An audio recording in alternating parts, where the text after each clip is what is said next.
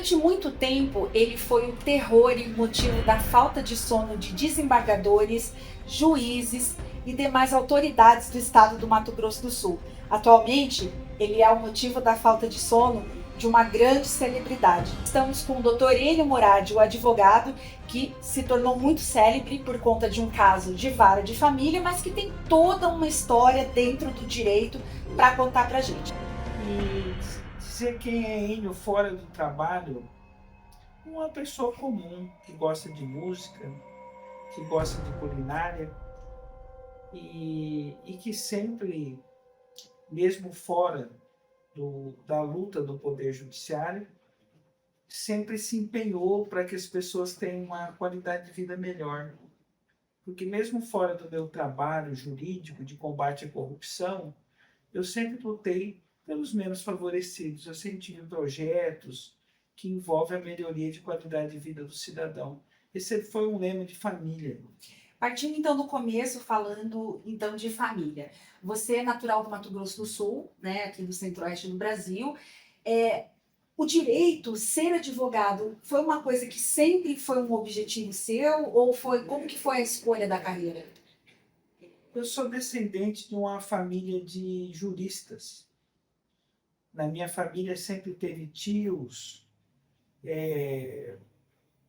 descendentes, irmãos dos avós, todos advogados. A tua árvore genealógica ela é permeada pelo A direito. minha mãe era advogada e cartorária também, então a origem vem de família, mas, sobretudo, houve um envolvimento político muito grande da minha família, com a redemocratização do país.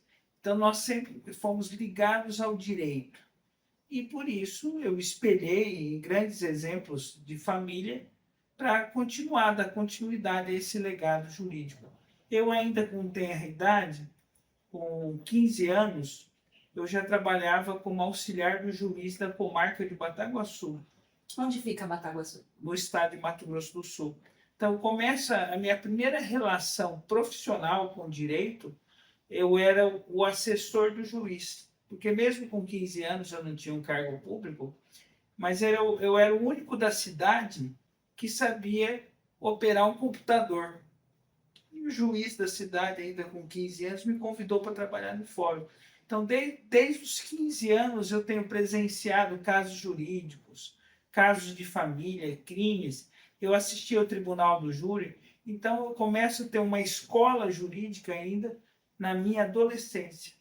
Eu começo aí a minha relação com o trabalho jurídico. Falando em adolescência, né, a sua adolescência foi durante o período, né, militar que o Brasil viveu, então você viu como uma pessoa comum, mas viu também dentro de casa, já que a tua família teve um papel importante, né, no Centro-Oeste pela redemocratização. Como que foi ser um adolescente no interior do Brasil, tendo um cargo, ainda que não público, mas um cargo de confiança junto com o juiz, num período tão sui generis da nossa história? Essa minha relação com o juiz, com o trabalho no fórum, ela não teve nenhum sobressalto. Mas da minha experiência como adolescente no regime militar, eu quero fazer um destaque. Nos anos 80, o presidente do nosso país era o Figueiredo, o último presidente militar.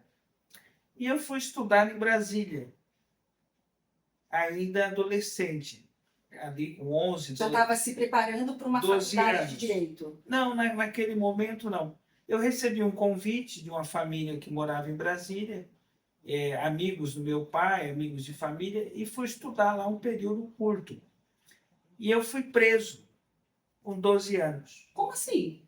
Porque o regime militar ele era tão severo, e é bom que as pessoas lembrem disso, que era proibido você frequentar lugares públicos em Brasília. Então, por exemplo, tinha toque de recolher. Após um determinado horário, Isso. todo mundo guardadinho. Eu estava ali com 12 anos na praça, em praça pública, ali perto do Conjunto Nacional em Brasília, e eu estava conversando, paquerando uma menina na praça, e um policial me deu voz de prisão, porque eu estava ali vivendo como cidadão comum. Você, por exemplo, se fosse fazer uma festa na sua casa, você tinha que ter alvará dos militares. Mas isso só em Brasília. Só em Brasília era mais rigoroso isso, né? E eu estava em praça pública, era por volta de 19 horas, paquerando, namorando uma menina com 12 anos, eu tinha. Como qualquer pessoa dessa idade faz. Sem nenhuma cena explícita, nada, conversando. E um policial me abordou, perguntou o que eu estava fazendo ali. Eu falei, estou aqui conversando. Ele falou, mas você não pode estar aqui, porque já deu o toque de recolher. E ele torceu o meu braço para trás, me agrediu e me levou preso. Só porque eu estava em praça pública conversando com uma mulher. E como que você se livrou do flagrante? Na verdade, era um abuso de poder, porque não tinha causa para minha prisão. Com certeza. Né?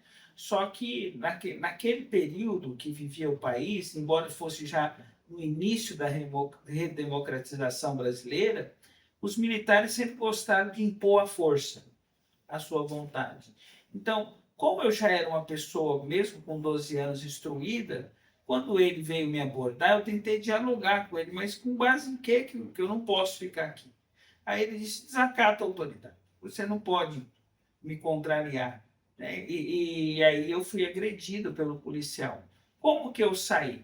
Como eu tinha já mãe advogada, uma família influente, inclusive na época eu tinha na minha família senador, deputado, que fazia parte da minha família, eu acionei minha família, que entrou em contato na polícia, e eu fui solto por um simples telefonema. Mas hoje em dia, por exemplo, uma criança não poderia ser presa, um adolescente. E quantas outras pessoas que não tinham parentes importantes, pessoas, né, dentro do poder. Nós vivíamos no chamado estado de exceção, onde você não precisava de uma ordem judicial para prender ninguém. Após a Constituição de 1988, que é o processo de democratização do país, ele começa a se estruturar com a Constituição de 88, você só pode ser preso em flagrante delito, na flagrância de um crime. E o crime que não for afiançável, porque se tem fiança, você é solto. Mas naquela época, quem decidia se você ia preso ou não era um policial civil ou militar, um membro do exército. Então não havia esse controle que tem hoje. Porque hoje o Brasil, depois da Constituição de 88, se consagrou os chamados direitos e garantias dos cidadãos, que está no artigo 5º da Constituição Federal. O artigo 5º da Constituição Federal ele foi criado exatamente para evitar o abuso do Estado contra o cidadão. Então, os direitos e garantias fundamentais do cidadão, ele surge na Constituição Cidadã de 1988 para evitar a opressão do Estado contra o cidadão comum. Inclusive, a Constituição que teve como seu idealizador maior o nosso saudoso Ulisses Guimarães, que eu tive o privilégio de conhecer pessoalmente. Quando eu tinha 15 anos, eu era vice-presidente nacional da juventude PMDBista do país. E eu tive a oportunidade de discursar em Brasília diante de Ulisses Guimarães, quando eu tinha 15 anos de idade. Então, eu tinha uma sede muito grande por lutar pelos direitos dos cidadãos. Por quê? Porque eu tenho uma família com histórico de perseguição. Eu vou voltar um pouco atrás. 1932, o país passou pela chamada Revolução Constitucionalista. O que é a Revolução Constitucionalista? Getúlio Vargas assume o poder e se recusa a fazer eleições diretas. Se torna um presidente autoritário.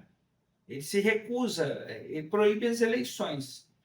Em Mato Grosso do Sul, que na época chamava Mato Grosso, a minha família participa de um levante revolucionário, junto com o estado de São Paulo. E nós criamos lá um estado separatista chamado Estado de Maracaju, em 1932, onde o meu bisavô era o chefe, o comandante do exército, o batalhão Gato Preto, e o irmão dele se intitula governador do estado separatista. Então, minha família tem um histórico de luta contra a opressão, contra a ditadura desde 1932. Posteriormente, nos unimos a São Paulo, na Revolução Constitucionalista. Inclusive, meu bisavô é herói de guerra, homenageado aqui em São Paulo, por ter apoiado São Paulo nesse levante constitucionalista, que já era uma luta pela democratização no país na época. Então, tem um histórico da família. Quando chega na ditadura de 64, na minha família tinham 2 senadores e um deputado federal, que eram irmãos do meu avô. E eles, inclusive, foram caçados também pelo regime, presos. E a minha família ela foi exilada do país em 1932, nós fomos expulsos do país, tivemos que viver no Uruguai e no Paraguai. E quando também no processo da ditadura de 64, nós também fomos exilados, a nossa família foi expulsa do Brasil. Então, depois de tanta luta, tanto histórico familiar, tantos exemplos, você fez a sua faculdade de Direito em qual instituição? Chamam UNOeste a instituição que eu fiz, no interior do estado de São Paulo. Legal. E como que foi a escolha pela área criminal? Eu, a princípio, não atuava na área criminal.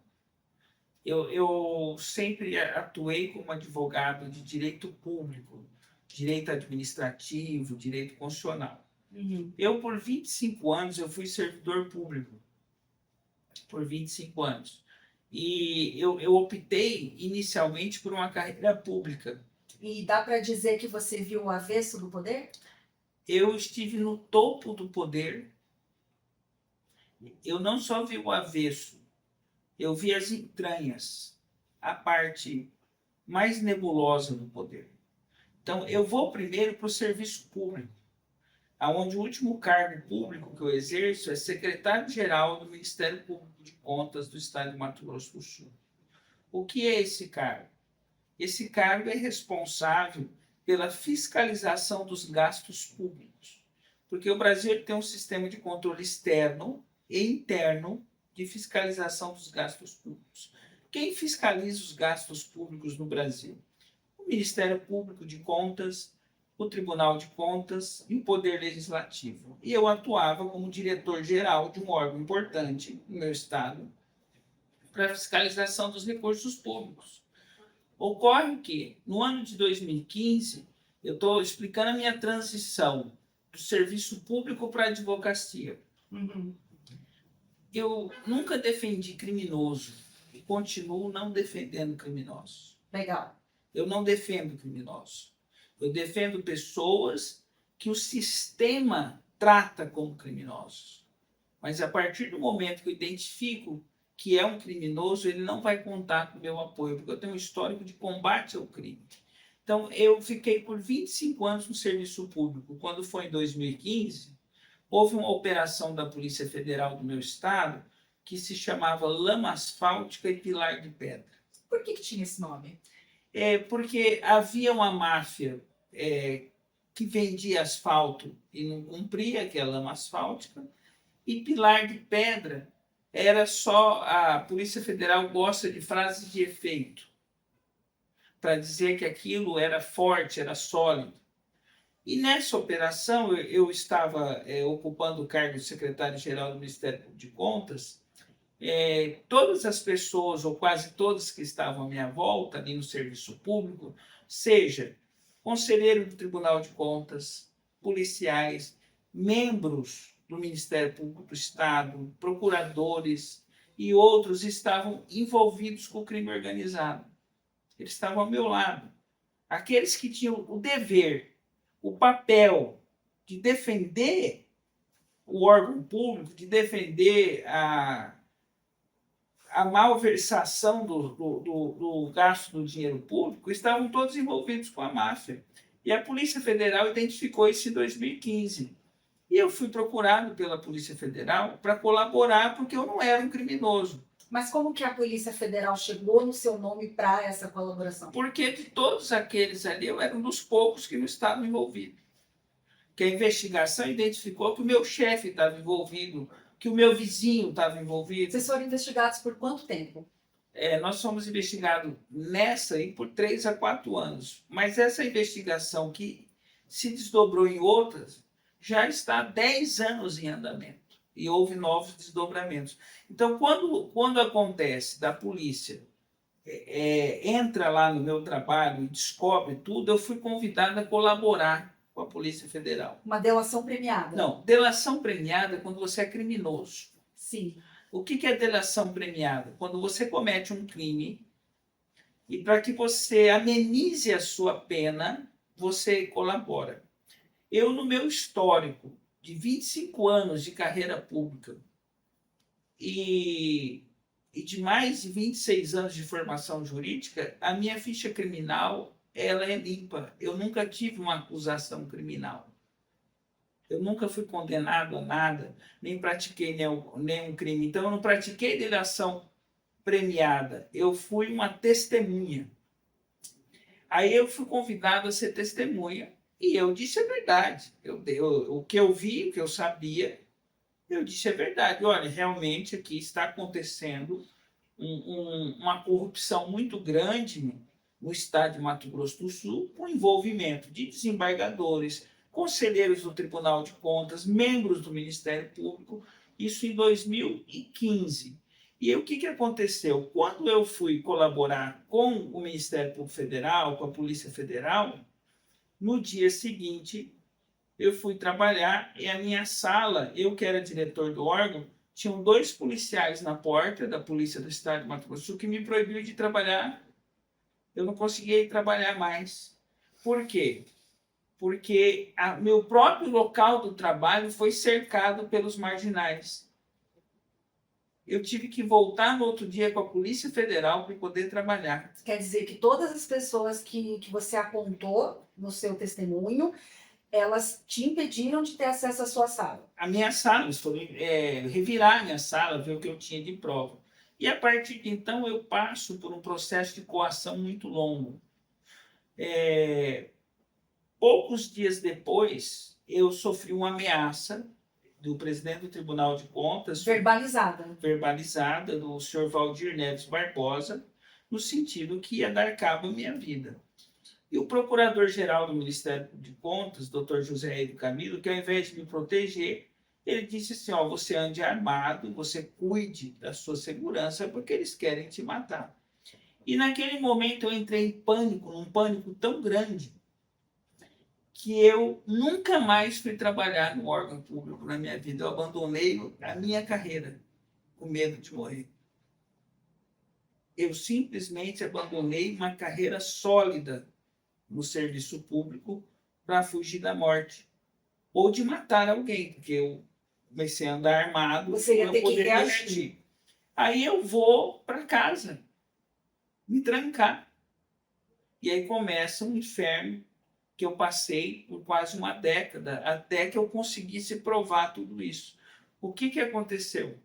Eu sofri assédio, eu sofri coação, ameaças, até a minha família. E eu procurei o Ministério Público do Trabalho, procurei a Polícia Federal. Só que eu demorei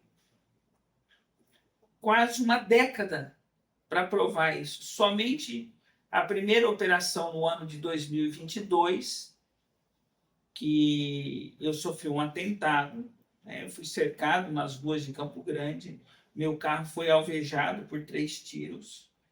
A partir daí, a Polícia Federal me ajudou muito e houve uma grande operação onde foram afastados 4 conselheiros do Tribunal de Contas, em razão de eu ter conseguido comprovar não só a minha coação, mas o crime que eles praticaram. Aí houve várias operações que, inclusive, no ano passado, se desdobrou em mais uma grande operação, desdobramento disso tudo, que afastou agora 5 desembargadores em Mato Grosso do Sul, que é o resultado de uma investigação de uma década. Porque o que aconteceu em Mato Grosso do Sul? Todas as instituições estão comprometidas com o crime organizado. E isso hoje eu posso falar com tranquilidade, porque eu consegui provar. Então nós temos desembargadores, policiais civis, policiais militares, nós temos conselheiros do Tribunal de Contas e o pior de todos, 2 que ocupavam o cargo de Procurador-Geral de Justiça de Mato Grosso do Sul. O que é o Procurador-Geral de Justiça? O Ministério Público, na estrutura constitucional do país, é quem tem o dever de perseguir o cumprimento da lei. É o Ministério Público que acusa o bandido. É o Ministério Público que pede a prisão do agressor de mulher. Só que o Ministério Público, 2 chefes do Ministério Público, agora, nessa última operação, estão acusados de estar acobertando um crime organizado. E isso tudo eu denunciei há uma década. Então, Eni, a gente está falando de um esquema de corrupção, né, de crime organizado que desviou mais de R$ 1 bilhão ao longo de anos. Sim. Você mexeu com gente muito graúda, com gente muito poderosa, como você disse, pessoas que são o Ministério Público, que acusam, que têm um poder muito grande. Você foi ameaçado, você chegou a sofrer atentado, a sua vida familiar deixou de existir, sua vida ficou um caos. Não teria valido a pena entrar para um programa de proteção à testemunha? Como você bem disse, Carol, minha vida virou um caos.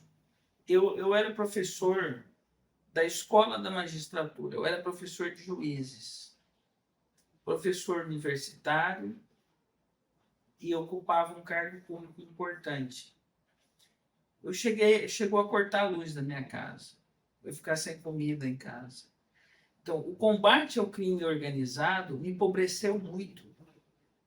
Eu passei anos numa situação muito delicada, porque eu tinha medo de viver, medo de trabalhar, e eu passei a não acreditar em mais nada. Porque você imagina, você é professor de direito, direito significa o que é correto, o que é a lei. Aí como que eu vou ensinar algo que não existe? Porque todas as instituições corrompidas. Eu fui convidado, sim, pela Polícia Federal, pela Corregedoria da Polícia Federal, a me inscrever no Programa Nacional de Proteção à Testemunha. Eu tenho aí os documentos que comprovam isso. Eu fui entrevistado pela comissão que é responsável pelo programa de testemunha, só que o programa de proteção à testemunha no Brasil ele não funciona. Antes de você explicar por que não funciona, como que a Polícia Federal, como que as autoridades, elas elencam uma pessoa como apta para o programa de proteção à testemunha? A participação no programa de proteção à testemunha, existem requisitos. Primeiro, você tem que ser testemunha de um fato muito importante. Segundo, a sua vida tem que estar em risco. Então, a Polícia Federal, a própria Polícia Federal, chegou na conclusão que eu corria risco de morte. Você chegou a sofrer um atentado? Cheguei a sofrer um atentado. Né? E eu estava de carro blindado e, por isso... A blindagem me salvou. Me salvou. Senão, eu não estaria aqui hoje para contar essa história. Conta mais em detalhes isso para o público que está acompanhando a gente. O seu carro ele foi emparelhado? Sim. Estamos falando em Campo Grande, Mato Grosso do Sul. Certo. Eu estava em um bairro que chama Chácara Cachoeira, em Campo Grande, quando eu percebi que 2 caminhonetes da cor branca, da marca Amarok, Volkswagen, estavam me seguindo. Eu acelerava, eles aceleravam atrás. Depois entrou uma terceira caminhonete. O senhor estava sozinho no carro? Sozinho no carro. Mas uma testemunha viu o início da perseguição. Tentou me avisar, inclusive. Esse bairro ele é residencial? É um bairro residencial. Eu acelerei, eles começaram a correr atrás. Logo em seguida já deram três tiros que pegou no porta-mala do meu carro. Era um carro blindado, aí eu vi com que eu estava lidando. Eu parti em fuga. Essa perseguição durou mais de 30 minutos. Eu fui seguindo, o meu carro era veloz, um carro 6 cilindros, era um carro que corria. E num dado momento eu cheguei a bater o meu carro nesses carros. Eu entrei em pânico completamente. Eu não podia ir na polícia, porque eu não confiava na polícia. Claro. A polícia toda comprometida. Não estou dizendo que toda a polícia de Mato Grosso do Sul é comprometida, mas em razão de que as investigações concluíram que 2 delegados e 40 policiais estavam envolvidos, então, como que você vai confiar Não, a na polícia definitivamente não era uma opção nesse Não, caso. não, eu vou até repetir o que eu respondi para um procurador federal. Procurador federal, por que você não procurou a justiça local? Eu falei, nós estamos falando de desembargadores que vendem sentença para traficante, de desembargadores que foram presos com milhões de dinheiro roubado, de desembargadores que foram presos com armas ilegais, do contrabando de arma, envolvimento com contrabando de arma, arma de traficante. Então, como é que você vai procurar essa justiça? Não tinha como. Só que eu tenho que fazer um elogio à Polícia Federal e ao Ministério Público Federal, que, graças ao árduo trabalho deles, na semana passada, eles instauraram mais 4 ou 5 processos contra essas autoridades por desvio de recursos públicos. A coisa era tão banalizada lá que, em um dia, um órgão público gastava R$ 600 mil em pão de mel, por exemplo. O que era? E não é força de expressão. Não, é real. É lavagem de dinheiro. Como é a sensação de morte iminente numa perseguição? Quando eu fui perseguido pelos meus algozes, no momento da perseguição, eu não pensei na morte, eu pensei na vida. E acredito que o ser humano, o animal, ele tem um instinto de sobrevivência muito forte. Eu parti em fuga. Então, a sensação que eu tinha é que se eu fugisse, se eu não perdesse o equilíbrio, a calma, eu não iria morrer. Então, eu não tive medo da morte. Mas você já esperava por isso? Não, não esperava por isso. Eu não imaginava que chegaria nesse ponto. Porque os meus algozes, eles não tinham a fama de serem assassinos. Eles eram criminosos do colarinho branco. Que distribuíam presentes um tanto quanto inusitados. Essa do presente, vamos falar disso. Tem um episódio muito peculiar que vai explicar bem do que nós estamos falando. Eu estava no cargo de secretário-geral do Ministério Público de Contas, em Mato Grosso do Sul, e nós fomos convidados pelo então presidente do Tribunal de Justiça à época, eu prefiro não falar o nome dele, para uma reunião na casa dele. Após o trabalho, aí nós fomos numa reunião social. Uma reunião social. Quem me convidou para a reunião foi, na época, o procurador de contas e um conselheiro do Tribunal de Contas. Olha, nós vamos ter uma reunião social. Quem está convidando é o presidente do Tribunal de Justiça, ele acabou de assumir o cargo, ele quer conhecer vocês. Quem fez esse convite foi um conselheiro do Tribunal de Contas, que, à época, nós ainda não tínhamos ciência dessa estrutura organizada de crimes. Foi antes de 2015 isso. Antes da Polícia Federal conseguir identificar esses criminosos. Mas ela já estava investigando. Já estava investigando.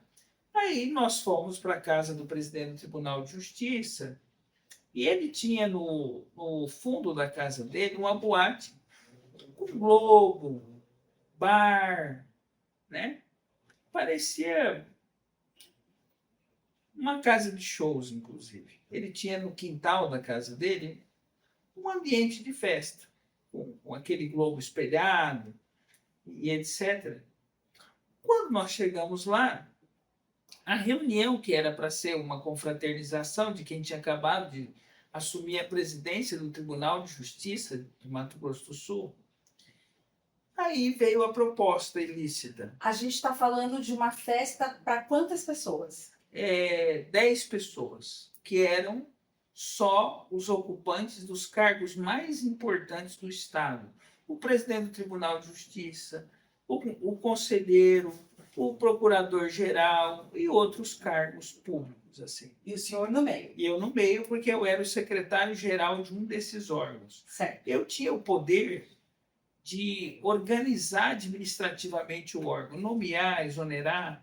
Eu cuidava dessa parte administrativa do órgão. E eu, quando alguém era colocado num cargo, passava pelo meu trabalho isso. Eu fazia a burocracia para nomeação. Mas o senhor dava o crivo da Não, aprovada? eu não tomava decisão. Tá. Eu organizava. Quem tomava a decisão era o procurador-geral. Uhum.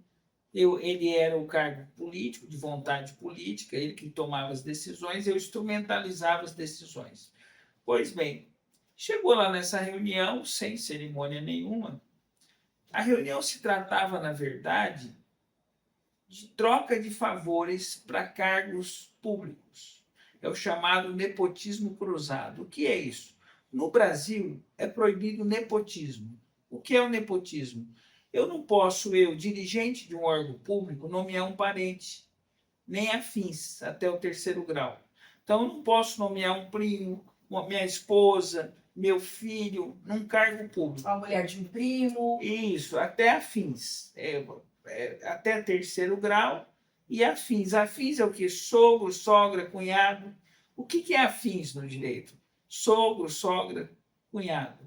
E parentes consanguíneos até o 3º grau, até os primos. A gente está falando de quantos cargos?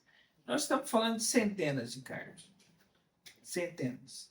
Tá. Tá. Então, olha só. Aí reúne a cúpula dos poderes Na boate. na boate do presidente do Tribunal de Justiça, né, à época, porque agora o último presidente do Tribunal de Justiça de Mato Grosso do Sul foi afastado do cargo. Ele estava na boate ou não? Não, ele não estava. Na época ele não era presidente, ele ainda era juiz. Hoje o Tribunal de Justiça está sob o comando de um desembargador que não tem nenhuma acusação. Menos mal.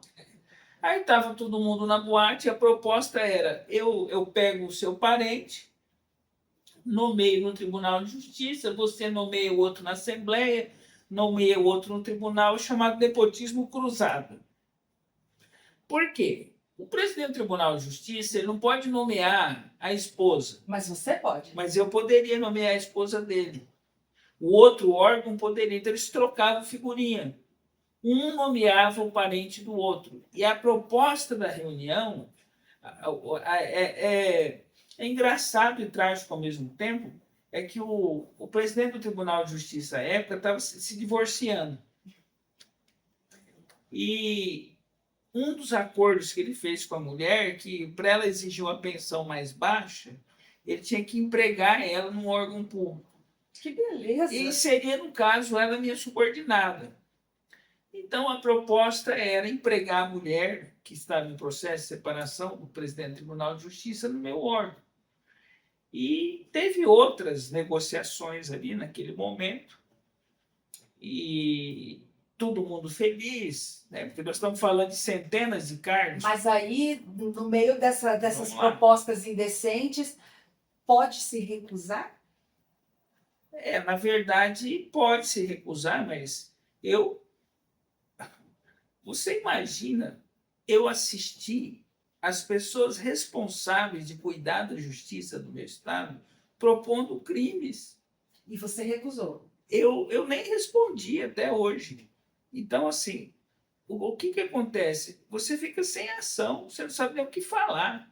Porque você vai numa reunião, o chefe do maior poder que existe, e é onde ele está propondo aquilo que ele tem que punir. Porque é o Poder Judiciário que vai anular uma nomeação ilícita, mas ele está propondo que se faça. Você não sabe nem o que fazer. Terminada a reunião, e ele estava muito feliz, ele puxa para o meio do salão de festa uma caixa. Uma caixa grande. Parecia um baú de madeira. Tipo do filme do Rambo. Isso, aqueles baús que o Rambo guardava, o arsenal. Aí ele abre a caixa, tinha fuzil, metralhadora, pistolas, e ele dá uma arma ilícita de presente para cada convidado, para comemorar o acordo ilícito firmado entre os poderes. O que você ganhou? Eu ganhei um fuzil 223. Só que eu entreguei o meu fuzil para o procurador-geral, ficou com ele. O fuzil. Isso que eu estou te contando, eu contei no Ministério Público Federal. E agora, na Operação Última Ratio de 2023, no final do ano, as armas ilícitas foram todas encontradas. Mas olha só, a gente está falando de uma situação que ele puxou a caixa do Rambo no meio da boate. Abriu para distribuir Mas armas. olha só, esse não é o tipo de coisa que eu vou passar ali no hipermercado e vou comprar. De onde é que veio isso? Provavelmente do crime organizado. Quem é que tem arma ilícita? Crime organizado. Então, isso mostra, e está comprovado agora, na Operação Última Ratio do ano passado, a ligação dos desembargadores do Tribunal de Justiça de Mato Grosso do Sul com o crime organizado. É só o crime organizado que tem acesso a isso.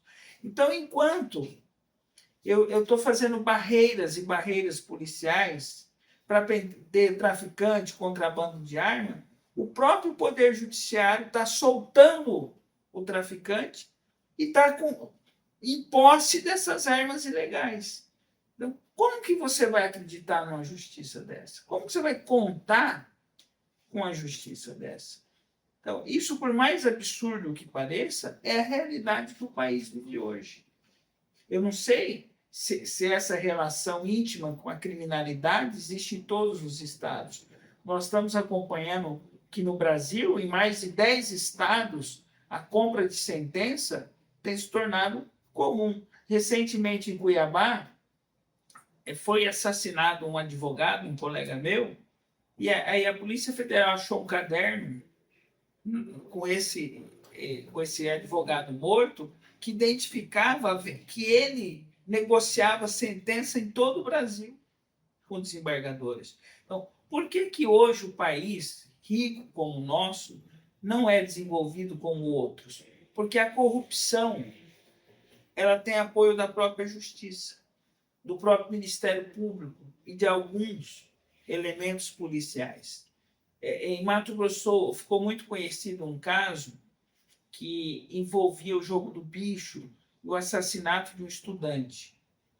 A máfia do jogo do bicho chegou a cooptar um policial federal e 40 policiais do estado, inclusive 2 delegados. Então, assim, a corrupção é o maior câncer, é o que destrói tudo, é o que mata mais. O que mata mais nesse país não são doenças transmissíveis, não é acidente de carro, de moto.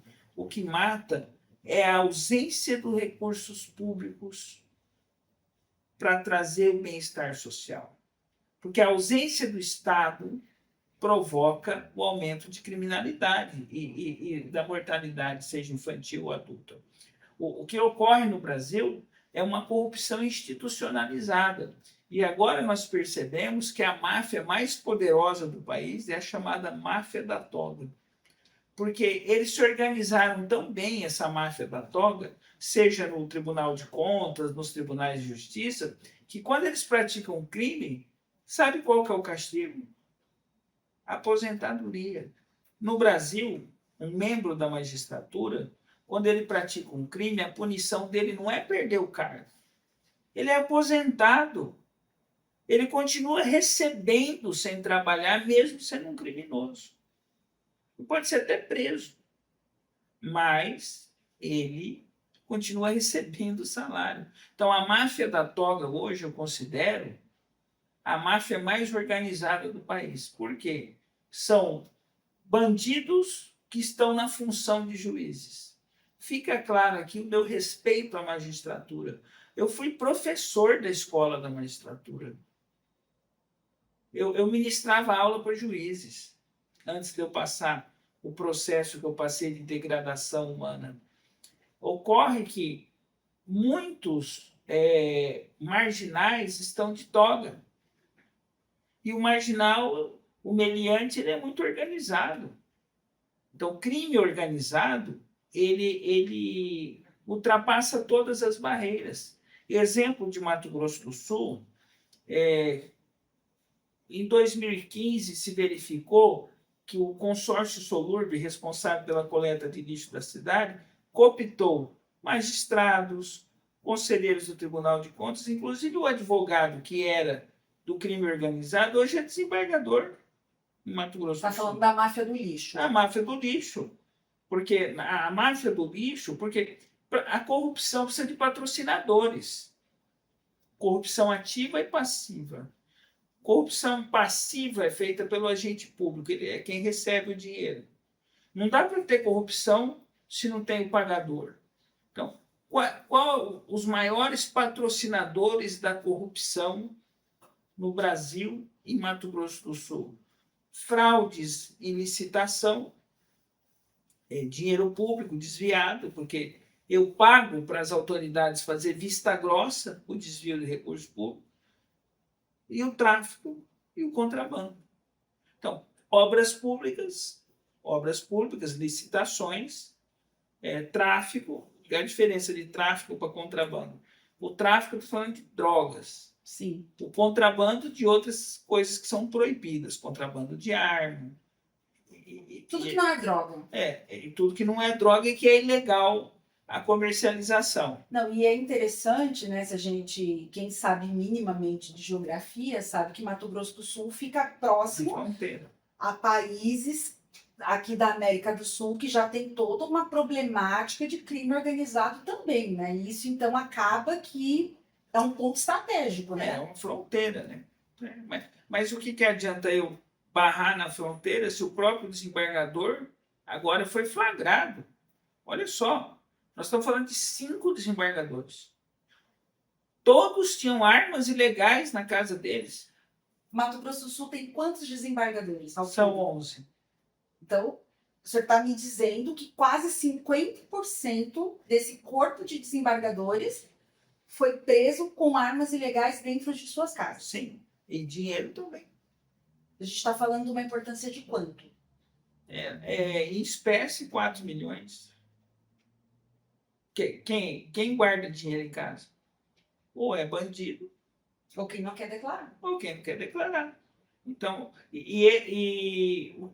o que startou essa investigação mais profunda no Tribunal de Justiça foi a morte de um advogado que tinha a lista das compras de sentença e também que um presidente do tribunal soltou um traficante famoso. Esse advogado que tinha a lista era o seu colega? Não, eu não conheci ele. Não, eu não conheci. As escutas telefônicas que envolviam o Tribunal de Contas descobriu que os membros do Tribunal de Contas corrompiam o judiciário. Então, é uma soma de investigações. A investigação que tem como eu a principal testemunha era contra o Tribunal de Contas. Só que, por exemplo, o meu algoz, conhecido como Valdir Neves Barbosa, num processo que julgava a minha indenização, ele deu uma fazenda para o desembargador rejeitar o meu pedido. E agora, nessa operação, foi identificado isso. Que o nível da corrupção era tão grande que o ex-presidente do Tribunal de Contas deu uma fazenda para o desembargador. Só para a gente entender, essa sua ação, esse teu pleito é por conta do senhor ter largado... Eu ter perdido o meu cargo, perdas salariais, né, da sua carreira. Perdas salariais. Eu tenho uma ação indenizatória que patina há anos na justiça e agora nós descobrimos que o desembargador que julgava o meu processo recebeu uma fazenda. Falando em nível pessoal, em nível profissional, já ficou claro que teve aí a desistência, né, da tua carreira pública, foram anos e anos que, né, foram perdidos. Mas em termos de vida pessoal, quais foram as suas perdas nessa história?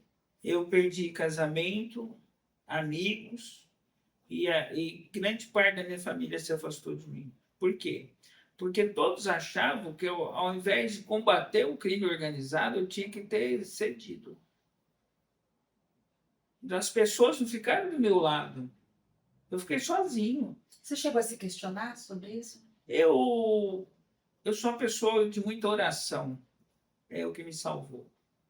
Se eu cheguei a me questionar se eu tomei a direção correta, eu não tinha. Eu fui ameaçado, eu fui constrangido.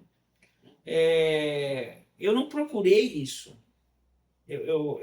Não foi eu que fui buscar a polícia. A polícia que me buscou. Quando que foi aquilo que a gente chama de ponto sem retorno? Quando que. Tudo bem, a Polícia Federal te procurou para você ser testemunha, mas quando, assim, na sua vida, o senhor observando aquilo tudo, foi o ponto sem retorno? Quando que isso aconteceu? Na verdade, quando eles tentaram me silenciar, eu acho que aí eu fiquei mais forte, né? É, eu acho que o ponto sem retorno é quando eu prestei minha declaração falando a verdade. Não tem como voltar atrás, né? Mas eu preciso até fazer uma observação. Eu fui estudar meu histórico familiar para compreender por que eu era assim. Porque não é normal uma pessoa enfrentar o crime organizado e abrir mão de trabalho, né? Eu só consegui voltar a trabalhar com dignidade quando a Polícia Federal deu a primeira batida neles em 2022 e colocou tornozeleira em todos. Aí eu me senti justiçado, porque até então eu só era perseguido, perdi emprego, vendi coisas, fui tratado como louco. Tem matéria no jornal dizendo assim, olha, professor foi considerado louco por combater o crime organizado. Então, assim, as pessoas achavam que eu estava ficando louco. Por quê? Como assim você está enfrentando o sistema? Aí eu fui buscar na literatura. Em Campo Grande tem o Instituto Histórico e Geográfico, que é um acervo das pessoas que foram importantes para o Estado. E a minha família ela tem uma influência muito forte no Estado. Governador, senador, prefeito da cidade, eles eram políticos atuantes. Mas eu acredito que o DNA, ele existe, essa carga genética. Você, você tem descendência e judeus. Sim. A gente traz dentro de nós toda essa história. A história da opressão que a sua família está dentro de você. E de mim também. Então, você também sempre vai lutar contra as injustiças. Com certeza. Aí eu fui buscar no meu histórico familiar, no museu, e fui ler sobre a minha tataravó. Então, assim, eu acredito que eu não sou só descendente, eu carrego o legado dessas pessoas. Por isso que eu sou assim, não tem outra explicação lógica. Até o exemplo da tataravó. Minha tataravó ela vai para o estado de Mato Grosso, na época do Dom Pedro II, Guerra do Paraguai, com uma carta para tomar posse de uma área, de um imóvel, de uma fazenda. Ela vem de Minas, né? Senhorinha Barbosa Lopes. Ela é madrinha da bandeira do Exército da Fronteira Brasileira hoje. Então, ela vai para lá, ali era o Paraguai. Chegando lá, os paraguaios pegam a minha tataravó, colocam grilhões nela, arrasta ela até Assunção, onde ela fica como escrava por 5 anos. Minha tataravó foi escravizada, estuprada, agredida pelos paraguaios por 5 anos. Ela passa por isso. Aí ela foge. Ela deu alguma bobeira lá nos paraguaios, ela foge a pé por 6 meses embrenhada na mata, com 2 filhos de arrasto, no mato, por 6 meses, e volta para o Brasil, sã e salva. E por isso que eu existo, porque ela não morreu, ela veio. Então, assim, a minha heroína chama Senhorinha Barbosa Lopes. Então, quando alguém me pergunta, você não teve medo? Eu falei, eu não tenho 5% da coragem da minha tataravó, que depois passa a guiar as Forças Armadas por essa mesma mata e vinga os seus algozes. Ela mata os seus algozes com a espada. Então, assim, eu tenho isso no histórico. Então, eu não consigo explicar por razões normais por que que eu continuei enfrentando isso. Foi instinto. Foi instinto de sobrevivência, de luta, um histórico que você carrega. A minha mãe também, uma pessoa que sempre lutou assiduamente pela justiça, pelo processo democrático também no nosso país. Só que o que que ocorre? Até 2022 eu me sentia derrotado. Foi quando começa a inversão disso tudo. Aí a minha carreira, que tinha desabado, eu tinha abandonado tudo, eu volto a acreditar na justiça e consigo me reerguer. E hoje eu só perco com Alexandre de Moraes como o advogado mais mencionado na mídia no país. Então, hoje eu sou o segundo profissional do direito mais famoso do país. Então, depois de um processo tão complexo na minha vida, de 3 anos para cá, eu consegui não só reconstruir minha carreira profissional, né? Como hoje, se você olhar hoje na mídia, tem mais de 200 mil notícias com meu nome. Então, falando disso, a gente não vai entrar nos nomes, mas você que está aí nos assistindo, é só botar o nome do Dr. Enio e dar um Google que você vai saber do que se trata. O que a gente vai falar agora. No começo da nossa conversa, você disse que você não defende criminosos, né? Como que é defender uma pessoa em que, arrisco dizer, mais de 90% da população não acredita na inocência dela? Eu vou falar, você me perguntou como que você foi atuar na área penal. Sim. Eu nunca defendo bandido, né? Eu fui vítima do que eu chamo de golpe Maria da Penha. Olha só, eu criei esse nome. Golpe Maria da Penha. A Lei Maria da Penha veio ao Brasil para combater a vulnerabilidade das mulheres vítimas de violência doméstica. Ocorre que, com quase 20 anos da existência dessa lei, o mau uso dessa lei criou um monstro social e jurídico. Hoje, no Brasil, só esse ano, foram já deferidas quase 1 milhão de medidas protetivas. Em 2 anos, quase 2 milhões de medidas protetivas. Nós estamos falando de 2 milhões de processos, de causas, de pessoas envolvidas com a chamada medida protetiva que foi criada. Na verdade, 4 milhões, né? Porque Sim. sempre uma protegida e uma que está sendo acusada. Isso, é o dobro. Então, são muitas pessoas envolvidas com isso. O que é a medida protetiva? Uma mulher se sente em risco, ela pede uma proteção, que é a proibição do agressor de chegar perto dela. Uhum. Eu entendo que um agressor, um facínora, ele não cumpre a lei, que a lei não serve para ele. Porque eu vou dar um exemplo que aconteceu em Mato Grosso do Sul recentemente, um caso de repercussão. Uma jornalista, há poucos dias, foi brutalmente assassinada por um músico, em Campo Grande, Mato Grosso do Sul. Ele já tinha 9 passagens pela polícia por agressão. Mas contra essa jornalista? Não, contra outras pessoas. relações. E hoje tem uma denúncia na televisão, em todo lugar, que ela foi mal atendida na delegacia de polícia. E por isso ela pediu auxílio e não teve. Eu fui vítima de acusação falsa da Maria da Penha. Eu tive uma relação e, com o término da relação, para se vingar de mim, a minha ex-companheira, ela me denunciou por agressão. Eu fiquei muito depressivo com isso, muito triste, porque eu sou a pessoa que é autor de uma emenda na Constituição do Estado do Mato Grosso do Sul, que criou a primeira delegacia da mulher no Brasil. Eu sou autor dessa lei, em conjunto com a deputada Celina Martins Jalad. Então, assim, eu sou autor da primeira lei brasileira que criou a primeira delegacia da mulher no Brasil. Eu sou um defensor das mulheres. Ocorre que das mulheres que não fazem falsas acusações.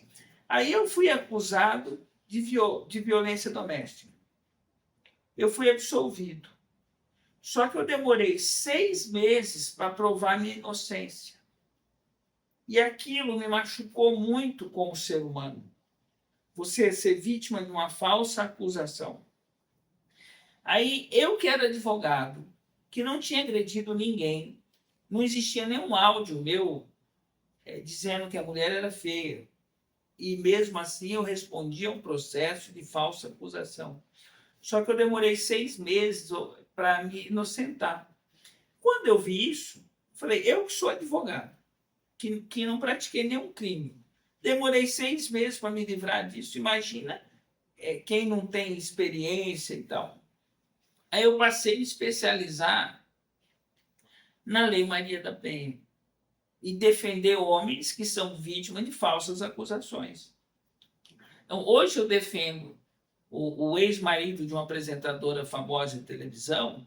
Eu evitei dele ser preso porque ele é mais uma vítima de acusação falsa. Ele nunca agrediu a mulher dele, a ex-mulher dele. Não existe nenhuma prova nesse sentido.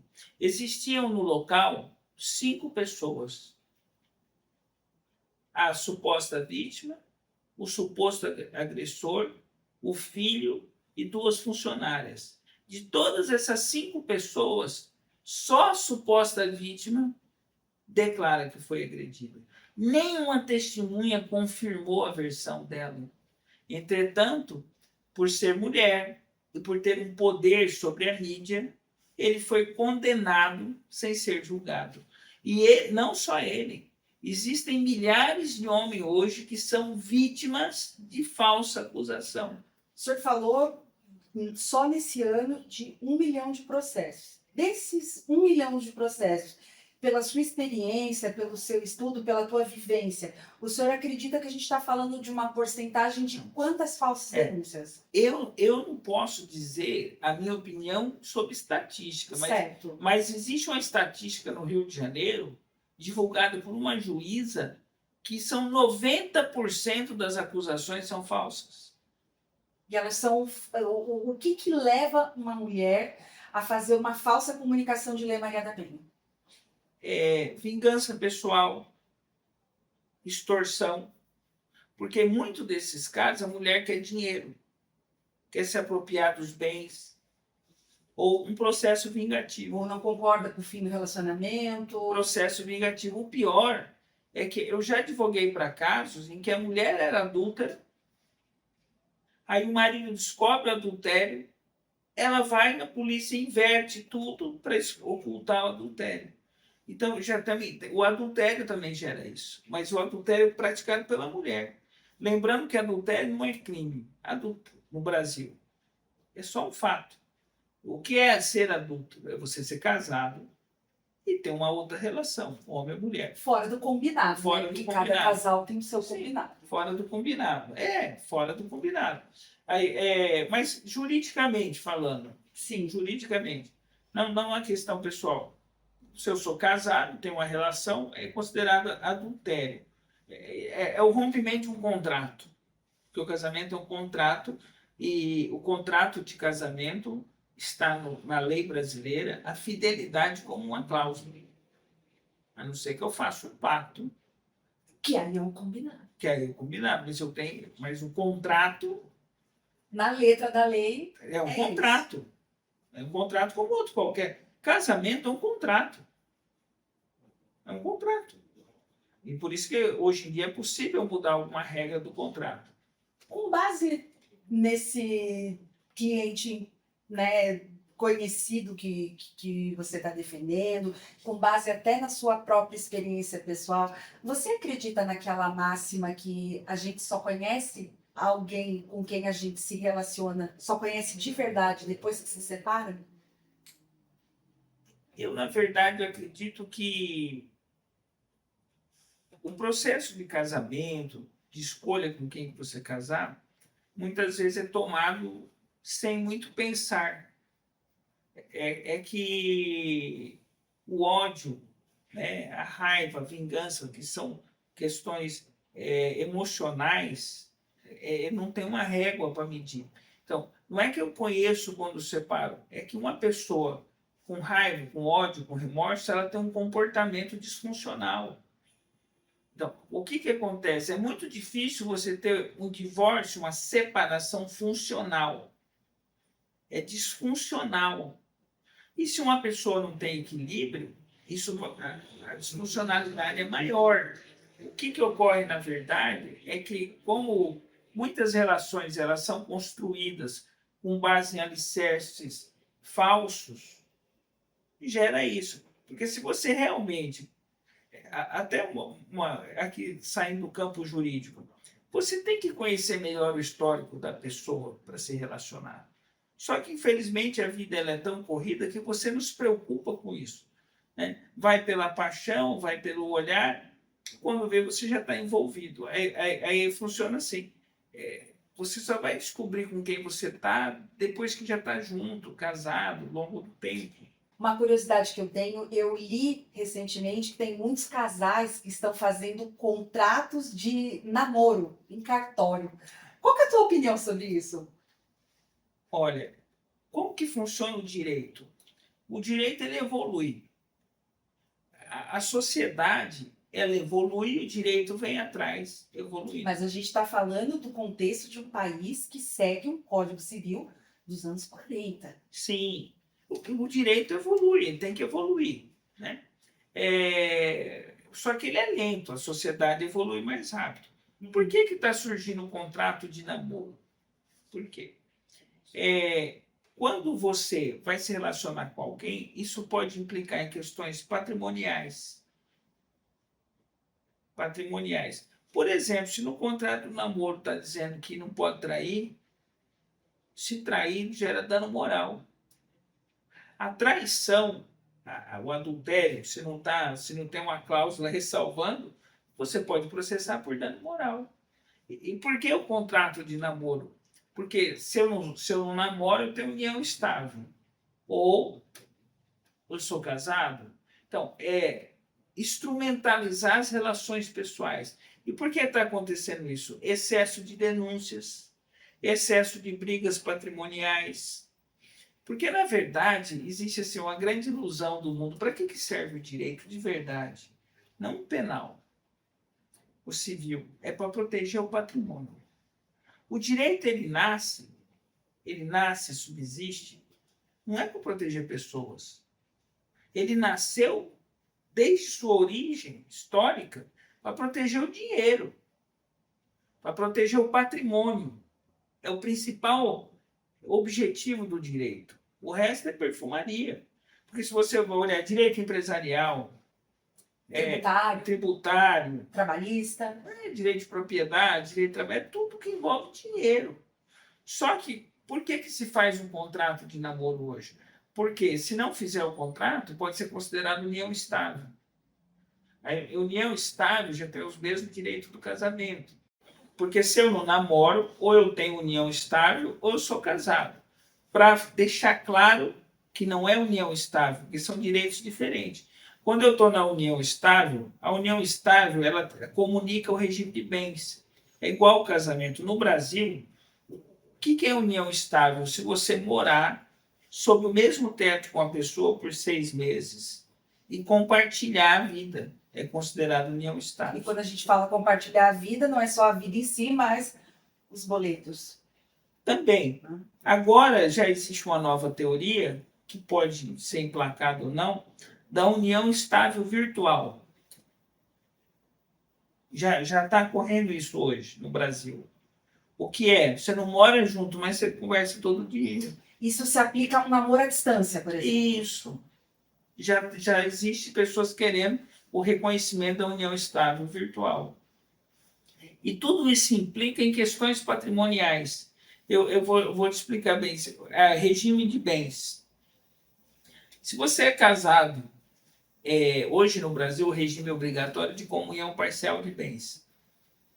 Quando a pessoa é idosa, acima de uma certa idade, ela é obrigada a casar em separação total de bens. A partir de 70 anos. Isso. O que é o regime de comunhão parcial de bens? Comunica os créditos e os débitos. Então, assim, tudo que é seu é meu.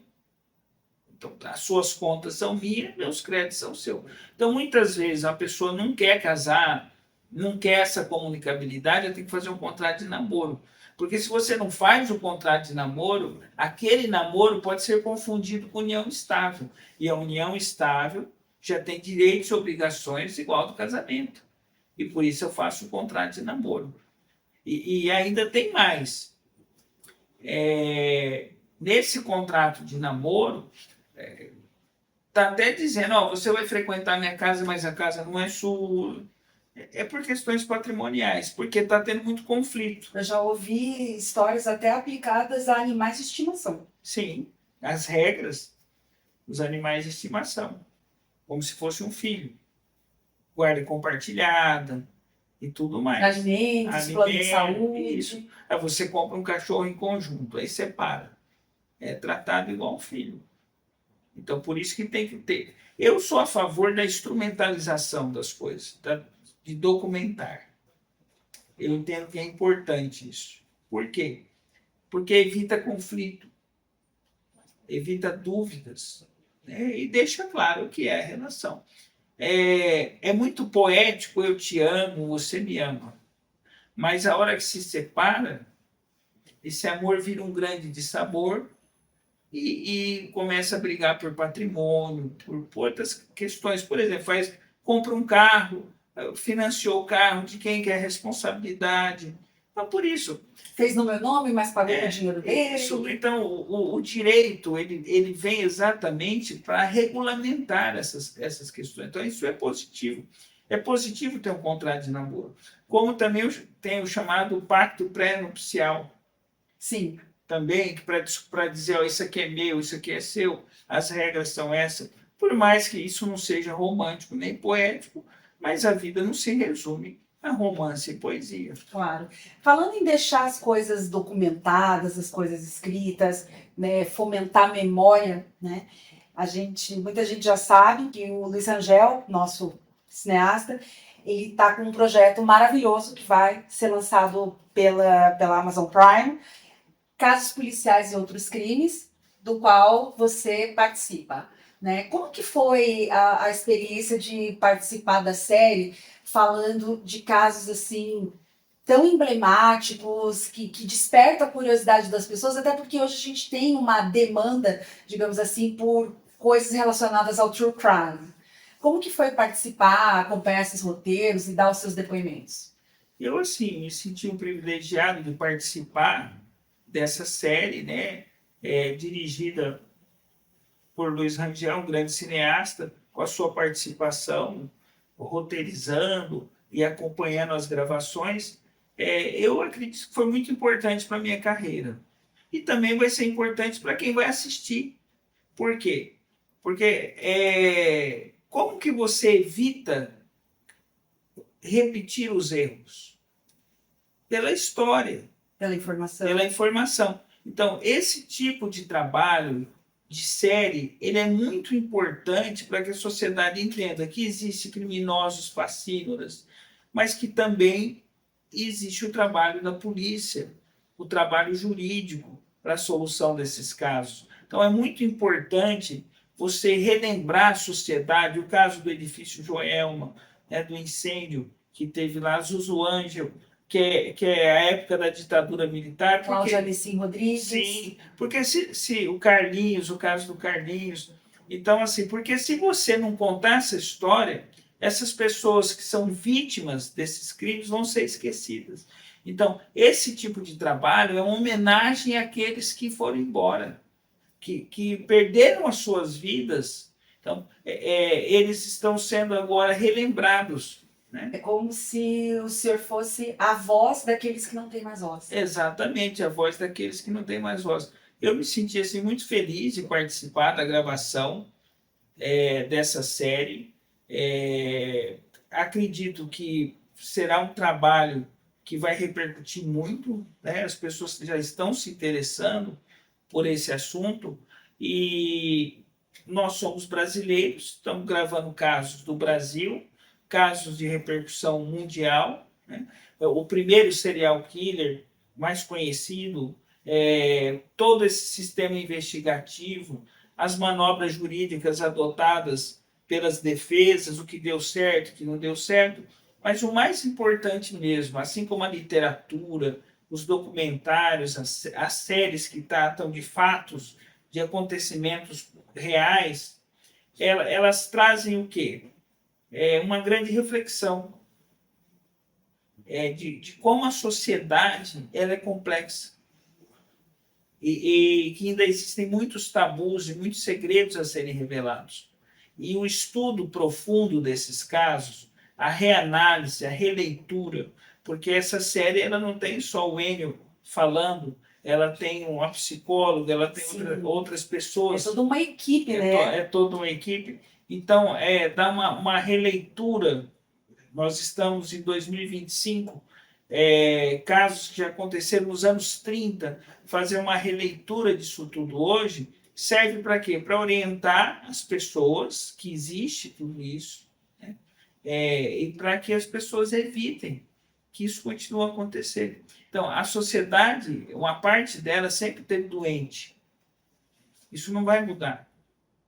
O que vai mudar é a forma que nós tratamos os nossos doentes. Porque um agressor de mulher é uma pessoa doente. O estuprador é uma pessoa muito doente. Então, essas mazelas sociais, elas não podem ser esquecidas de forma alguma, até porque elas são repetitivas, elas continuam acontecendo.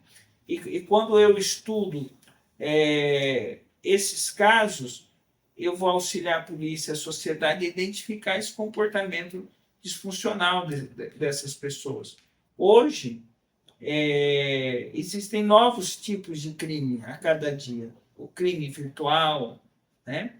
O terrorismo, a violência psicológica. Então, quando você vem tratar esses temas, expor para a sociedade o que realmente aconteceu, você está colaborando para que a sociedade evolua. A gente falou de máfia da toga, lixo, corrupção, crime, alienação parental, experiências pessoais de quase morte, mas a minha pergunta que fica para a gente fechar esse papo é a seguinte: o senhor acredita que o Brasil tem jeito? Se eu desistir do Brasil, eu vou ser um covarde. Então, não é se o Brasil tem jeito, é a humanidade tem jeito. A humanidade tem jeito? Se nós vamos desistir do que nós pertencemos, lógico que tem. Só que não existe nada fácil. É um trabalho que nós estamos há milhares de anos fazendo. Eu acredito que existe uma evolução da humanidade. Por mais que existam as mazelas, os problemas, existe a evolução. Nós vivemos uma sociedade mais aberta. A mulher, até os anos 40, ela não votava, não tinha direito à opinião. Não podia dirigir carro até uma determinada época. Não podia trabalhar sem autorização do marido. E quando trabalhava, ganhava menos. Então, só no ponto de vista da mulher não evoluímos muito. Claro que sim. Só da gente ter acabado com a questão da legítima defesa da honra também foi um passo. Então, assim, é claro que o Brasil tem jeito, só que o maior câncer que existem muitos assuntos. A criminalidade, questões sociais, mas vamos falar de qualidade de vida e renda per capita. Então, vamos abordar isso. Como que um país ele melhora a sua renda per capita, a sua qualidade de vida? No caso do Brasil, é só acabar com a corrupção. Então, o combate à corrupção, existe inclusive uma prima minha que passou num concurso na ONU e hoje ela comanda uma pasta anticorrupção na ONU. Então, assim, a ONU se preocupa, a Organização das Nações Unidas, com o combate à corrupção. O que o Brasil precisa é um combate à corrupção e uma participação mais efetiva da sociedade. Porque é uma covardia você dizer que os políticos não prestam. Por quê? O Congresso Nacional, os políticos, eles nada mais são que o espelho da sociedade que vivemos. A gente que elege.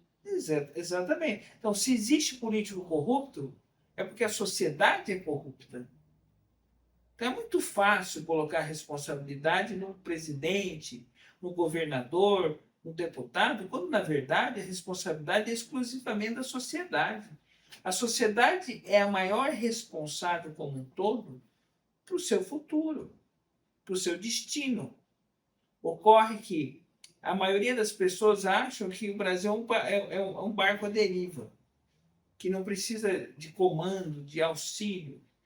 Então, quanto mais o brasileiro se distanciar da solução dos problemas, eu sou um exemplo de que lutar vale a pena. Eu sozinho desbaratei o desvio superior a R$ 1 bilhão.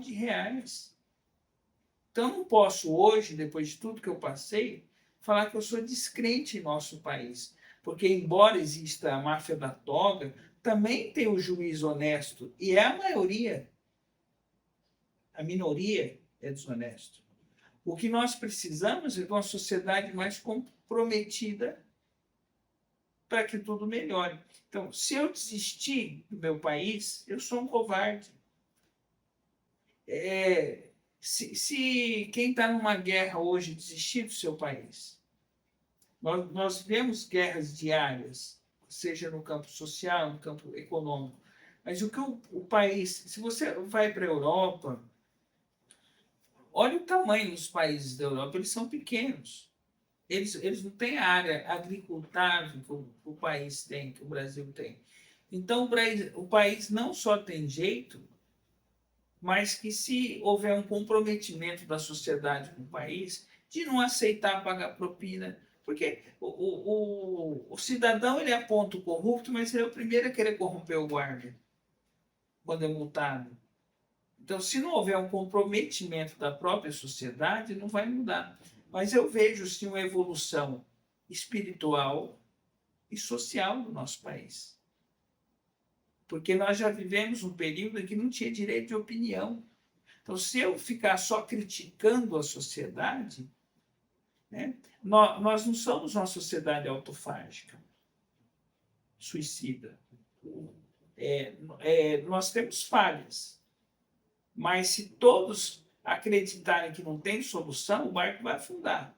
Agora, se ao invés de reclamar, todo mundo começar a remar, a se esforçar de alguma maneira para melhorar o seu meio social, o seu meio profissional, nós vamos conseguir. Então, eu quero levar a mensagem de que eu tenho uma mensagem da minha avó.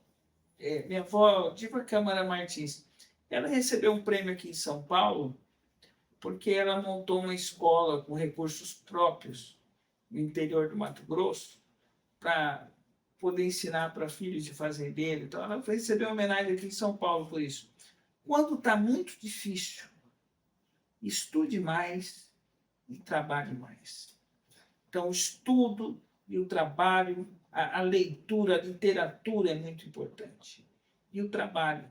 Então, vamos estudar mais, vamos trabalhar mais, que nós vamos conseguir ser talvez o país mais rico do mundo. Nós temos condições de ser. Porque, no campo de vista da mão de obra humana, da estrutura de um país rico, riquezas minerais, riquezas culturais, nós estamos à frente de muitos países. O que falta para nós é a melhor distribuição de renda. A renda está concentrada na mão de poucos e a corrupção faz com que a sociedade tenha uma baixa qualidade de vida. Combater o câncer da corrupção é o processo de cura do Brasil. Nós precisamos acabar com a corrupção. Por quê? A corrupção que tira dinheiro da educação, da saúde, da melhoria da qualidade de vida, é a corrupção. Então, se nós dermos um basta ao sistema de corrupção que existe enraizado no país, esse país talvez seja o país mais rico do mundo, se não for um dos mais ricos do mundo. Porque nós temos toda a condição estrutural para ser um país de primeiro mundo. Porque nós vemos países muito mais pobres no sentido mineral, no sentido de terra agricultável, de petróleo, que o Brasil. Nós temos uma das maiores reservas de petróleo do mundo, nós estamos classificados entre os melhores. Então, o que falta é estancar a corrupção. Porque, a exemplo lá do Mato Grosso do Sul, um estado relativamente pobre diante do contexto de São Paulo. São Paulo é um estado, por exemplo, que é o estado mais rico da federação, mas você não vê governadores de São Paulo envolvidos em escândalo de corrupção, são poucos. São Paulo os empresários não aceitam muita corrupção no governo. Então, São Paulo está onde está, um dos motivos é que aqui o índice de corrupção é mais baixo que outros estados. Você já compara o Rio de Janeiro. O Rio de Janeiro, de 10 governadores, 10 são corruptos. E por isso está no caos que está. Então, eu entendo que nós vamos ter solução se enfrentar a questão correta. Porque quando não há corrupção, sobra dinheiro. E se sobra dinheiro, diminui o imposto, melhora o custo de vida. Porque hoje um brasileiro que ganha um salário mínimo, ele não devia chamar trabalhador, ele devia chamar mágico. Ele faz mágica para sobreviver. Então, o Brasil precisa efetivamente de enfrentar a corrupção. Agora, questões sociais, religiosas, isso é um outro processo. Agora, dizer que nós não evoluímos, não é verdade. O Congresso Nacional, o pai do senador Collor de Mello, assassinou um colega dentro do Congresso. Esse era o país que nós vivíamos. Sim. Então, o país melhorou muito. O que precisa efetivamente é extirpar o câncer da corrupção, porque assim como uma erva daninha que se alastra, se alastrou por quase todo o país e atingiu o Poder Judiciário, que deveria, e o Ministério Público e outras instituições, em menor escala, e isso atrapalha muito o desenvolvimento nacional. Tá certo, então. Esse foi o doutor Eni Murad, nosso grande advogado, que vai participar da série Casos Policiais e Outros Crimes, que entra ao ar em breve na Amazon Prime. Doutor Eni, muito obrigada pela sua presença, pela sua contribuição, pelo seu tempo.